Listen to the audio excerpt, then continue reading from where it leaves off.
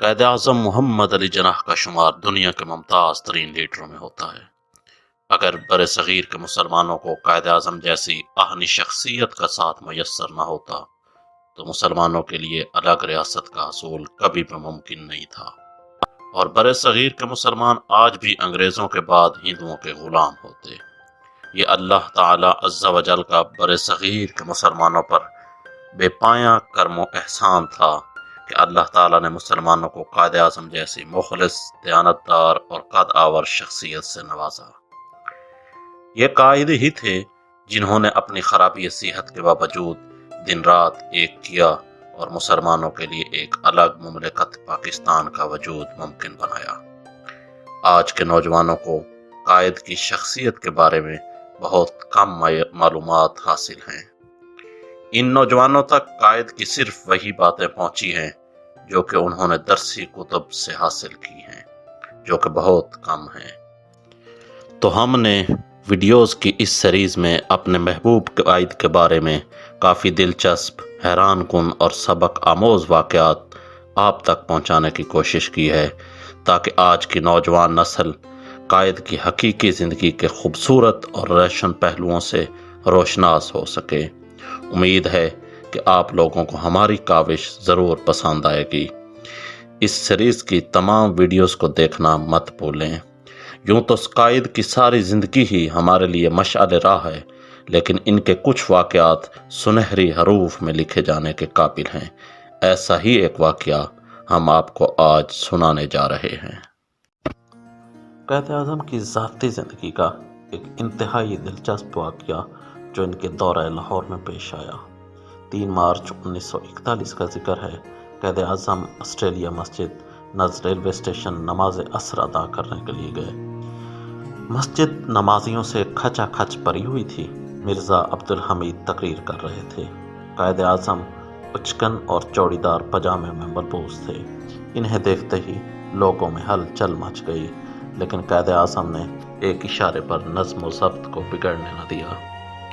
لوگوں نے انہیں اگلی صف میں جگہ دینے کے لیے راستہ بنایا، مگر قائد نے اگلی صف میں بیٹھنے سے انکار کرتے ہوئے کہا، میں چونکہ دیر سے پہنچا ہوں، اس لیے میری جگہ یہیں ہے جہاں ہونی چاہیے۔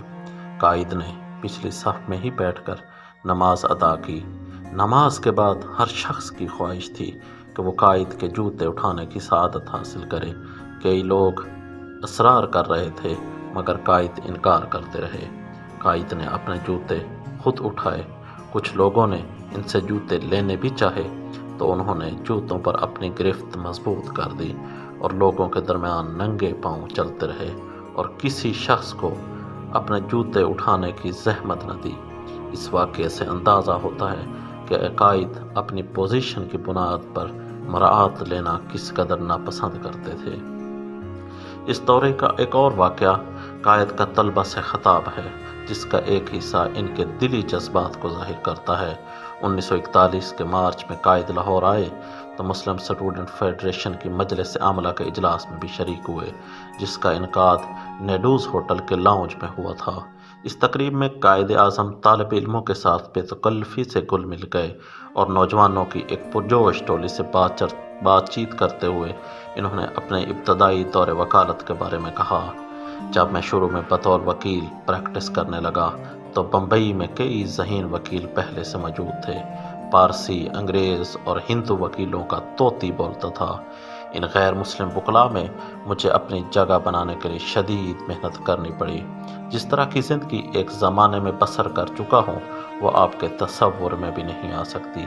میں نے اپنے پیشے میں جو شہرت اور دولت کمائی وہ میری شب و روز کی محنت کا ثمر ہے۔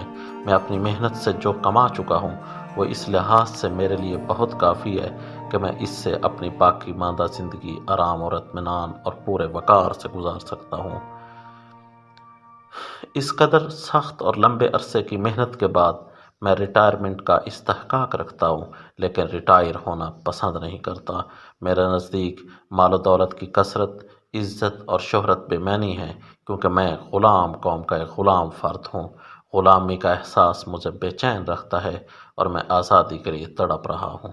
میں عمر کے اس حصے میں ہوں جس کا تقاضا ہے میں آرام سے بیٹھوں، لیکن میں ملک کے مختلف حصوں میں شہر شہر کریا کریا گھوم رہا ہوں کہ مسلمانوں کے لیے آزاد ریاست حاصل کر سکوں۔ میں اپنے اس مقصد کے مقابلے میں ہر آسائش، مال و زر، عزت و شہرت سبھی کو کم تر اور حقیر سمجھتا ہوں۔ میں مسلمانوں کو آزاد دیکھنا چاہتا ہوں اور مجھے یقین ہے کہ اللہ کی رحمت سے میں اپنے مقصد میں کامیاب ہو جاؤں گا۔ یہ واقعات خبریں گروپ کے CEO ضیاء شاہد کی لکھی گئی کتاب قائد اعظم کی زندگی کے دلچسپ اور سبق آموز واقعات سے لیے گئے ہیں۔ وہ لکھتے ہیں کہ قائد اعظم کے سال کی نسبت سے میں نے PTV ورلڈ کے پروگرام کسان ٹائم کے لیے 5 منٹ کا ایک واقعہ ریکارڈ کروانا شروع کیا۔ اس کا طریقہ کار کچھ یوں تھا: مختلف رسائل، کتابیں اور اخباروں میں چھپے ہوئے مضمونوں کو کھنگالتا اور کچھ قسطیں کمپوز کروا لیتا۔ سال بھر یہ سلسلہ جاری رہا اور آخر میں جب میں نے سارے مسودے دیکھے تو احساس ہوا کہ خاصے دلچسپ واقعات جمع ہو گئے ہیں۔ تو میں نے سوچا کہ مناسب ہوگا کہ اگر میں اس کو کاٹ چھانٹ کر کتابی شکل میں پرو دوں، اور یوں یہ کتاب چھپی اور یہ آپ لوگوں کے سامنے آئی، جس میں سے یہ واقعات لے کر ہم لوگ آپ تک ان ویڈیوز کی صورت میں پہنچا رہے ہیں۔